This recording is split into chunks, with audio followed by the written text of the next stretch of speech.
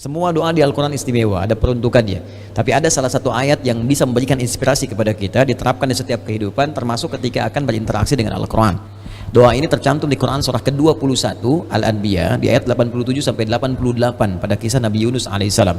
Dari 83 sampai 84 Nabi Ayub alaihissalam, Nabi Zakaria, kemudian selanjutnya 85, 86, 87, 88-nya kemudian masuk kepada kisah Nabi Yunus alaihissalam. Wa dhannuni idh dhahaba mughadiba wa dhanna an lan naqdir alaihi fanada fi dhulumati an la ilaha illa anta subhanaka inni kuntu minadh dhalimin.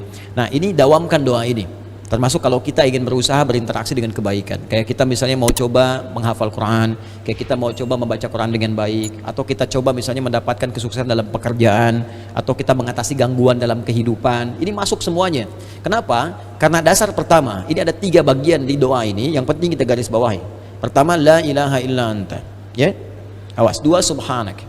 3, inni kuntu minadh dhalimin. Jadi kalau kita zikirkan misalnya la ilaha illa anta subhanaka inni kuntu minadh dhalimin, la ilaha illa anta subhanaka inni kuntu minadh dhalimin. Kalimat la ilaha illa anta, yakni la ilaha illallah, ini dasar semua kehidupan kita. Dahsyatnya kalimat ini. Ya, dari kalimat inilah kita tercipta. Dari kalimat inilah kita diminta untuk beribadah. Makanya beliau tadi menyitir Quran surah ke-51 Ad-Dhariyat di ayat ke-56.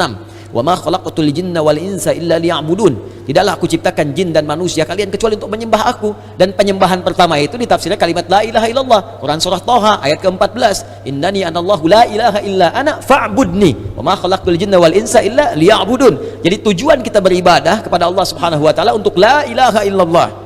Hadirnya kita di sini hidup di dunia la ilaha illallah. Bahkan orang berjuang jihad fisabilillah sampai wafat karena la ilaha illallah. Bahkan orang kalimat terakhirnya dalam hidup untuk la ilaha illallah. Kalimat akhir hidupnya, man qala la ilaha illallah fi akhir hayatihi dakhala al-jannah. Kalau ada orang bisa mengucapkan la ilaha illallah akhir hidupnya, dijamin oleh Nabi sallallahu alaihi wasallam dengan lisannya masuk surga. Bayangkan, kita hidup untuk la ilaha illallah, berjuang untuk la ilaha illallah. Wafat pun bisa mengucapkan la ilaha illallah. Dijamin semua kebaikan. Jadi ketika kita berdoa menggunakan satu kalimat ini kepada Allah, seakan-akan kita mengatakan, ya Allah, bukankah dengan kalimat ini, bukankah dengan kata ini aku dihidupkan untuk beraktivitas, bukankah dengan kata ini aku diminta beribadah, bukankah dengan kata ini aku diminta untuk berjuang sampai wafat, maka dengan semua keistimewaan di kata ini, ya Allah, mohon kabulkan, aku ingin minta sesuatu, aku sakit, mohon sembuhkan, ya Allah, aku dikerjai orang, mohon lindungi, ya Allah, aku punya kesulitan, mohon mudahkan, ya Allah. Subhanak, kata subhanak itu menafikan semua yang tidak setara dengan sifat-sifat Allah. Ya, contoh orang mengatakan Allah punya anak, makanya turun Quran surah kedua ayat 116. Wa qalu takhadzallahu walada subhana. Tepikan semua yang tidak ada hubungan dengan Allah Subhanahu wa taala. Karena itu ketika kita mengatakan subhanak, ya Allah, aku meyakini enggak ada Tuhan selain Engkau. Enggak ada sifat-sifat yang layak Engkau sandang kecuali apa yang telah Engkau tetapkan. Aku mohon ampun, ya Allah, selama ini inni kuntu minadh dhalimin. Aku salah, ya Allah. Aku katakan Tuhan hanya Engkau, tapi aku kadang diperbudak dunia. Aku ikut sesembahan dunia. Aku akhirkan ketika Engkau minta, Engkau panggil sholat, aku mengikuti panggilan dunia. Aku katakan subhanak, Engkau yang maha suci, Engkau yang maha esa, Engkau yang maha agung, tapi aku mengagungkan yang lain. Aku salah, ya Allah. Inni kuntu minadh dhalimin. Aku salah.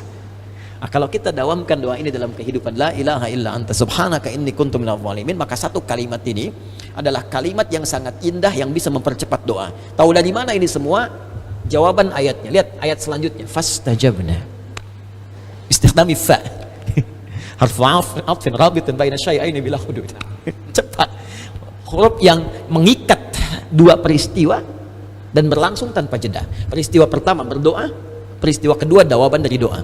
Ya, wa qul wa fi hadhil ayat min ayat 83 84 qul fastajabna di ayu fastajabna pakai fa semuanya. Fastajabna, kami akan cepat jawab. Fastajabna, kami akan cepat jawab. Ya, jadi ketika Yunus alaihissalam memohon kepada Allah, jawaban dari Allah langsung mengatakan, siapa yang mengucapkan man qala la ilaha illa anta subhanaka inni kuntu minadh dhalimin fastajabna, kami akan jawab, kata Allah Subhanahu wa taala. Ya, lalu apa yang terjadi kepada Yunus alaihissalam? Fanajainahu minal gham. Ya, kami lepaskan dari kesulitan hidupnya. Ya, tapi kalimat yang indah, bukan kami bebaskan dari perut ikan paus, kami lepaskan dari gham. Gham itu kalimat yang umum, ya, masih luas, sesuatu yang membuat kita gelap. Bukankah Anda kalau mendapatkan berita dari kantor, Anda sekarang berhenti kerja, gelap langsung, padahal harinya siang, bisa kepleset di jalan, gitu kan? Lamaran ditolak langsung gelap, gitu kan? Itu gham namanya. Wa kadzalika nunjil mu'minin. Demikianlah kalau ada orang beriman setelah ini mengamalkan doa yang sama, kata Allah, kami jamin kami akan kabulkan seperti aku mengabulkan doanya Yunus alaihissalam.